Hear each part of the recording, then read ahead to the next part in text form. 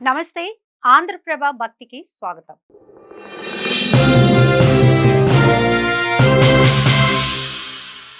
అయోధ్యలోని రామాలయ సముదాయంలో త్వరలో మరో అద్భుతం చోటు చేసుకోనుంది. రామాలయంలో మరో అమూల్యమైన విగ్రహం ఏర్పాటు కానుంది.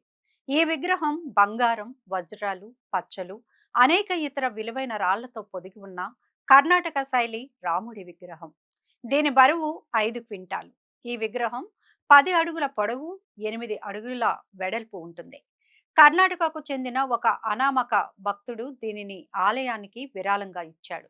దీని అంచనా వ్యయం 25 నుండి 30 కోట్ల రూపాయలుగా చెబుతున్నారు. దీన్ని దక్షిణ భారత చేతి పనుల నైపుణ్యంతో నిర్మించారు. ఇప్పుడు ఈ విగ్రహానికి సంబంధించిన ఫోటోలు, వీడియోలు సోషల్ మీడియాలో వైరల్ అవుతున్నాయి. విగ్రహం వైభవం అబ్బురపరుస్తోంది. శ్రీరామ జన్మభూమి తీర్థక్షేత్ర ట్రస్ట్ సభ్యుడు డాక్టర్ అనిల్ మిశ్రా మాట్లాడుతూ, విగ్రహాన్ని పంపిన వ్యక్తి ఎవరో ఇంకా ఖచ్చితంగా తెలియలేదని వెల్లడించారు. ఈ విగ్రహాన్ని పోస్టల్ శాఖ పంపిందని, వివరాలు ఇంకా తెలియాల్సి ఉందని పేర్కొన్నారు. ప్రస్తుతం స్వామి విశ్వప్రసన్న తీర్థ దీనిని పంపారని మాత్రమే తెలుసు. రామాలయ సముదాయంలోని గోస్వామి తులసిదాస్ ఆలయం పక్కన ఉన్న అంగద్ తిలా సమీపంలో దీనిని ప్రతిష్ఠించనున్నట్లు సమాచారం. అయితే ఉడిపి స్వామి వచ్చిన తర్వాతే తుది నిర్ణయం తీసుకుంటారు. బహుమతికి సంబంధించిన పూర్తి సమాచారం త్వరలోనే వెల్లడిస్తామని చెప్పారు. కర్ణాటక నుండి అయోధ్యకు దూరం 1750 కిలోమీటర్లు.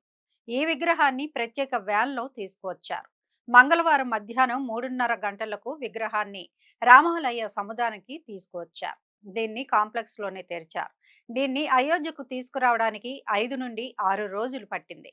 సమాచారం ప్రకారం సెయింట్ తులసిదాస్ ఆలయానికి సమీపంలోని అంగత్ తిలా వద్ద ఈ విగ్రహాన్ని ఏర్పాటు చేయాలని పరిశీలిస్తున్నారు.